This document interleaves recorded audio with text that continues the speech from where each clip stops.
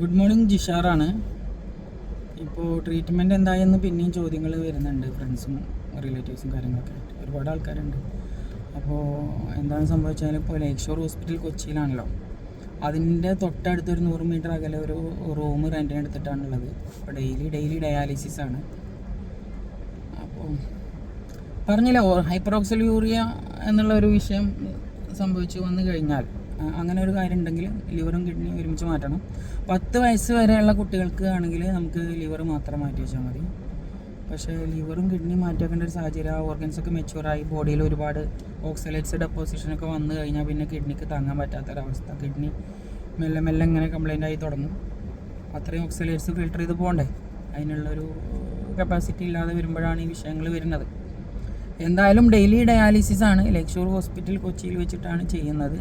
ഉടൻ തന്നെ ലിവറിൻ്റെ സർജറി പ്രതീക്ഷിക്കാം ഇൻഷാ അല്ലാഹ്. അതിൻ്റെ കാര്യങ്ങൾ ഇങ്ങനെ വന്നുകൊണ്ടിരിക്കുകയാണ്.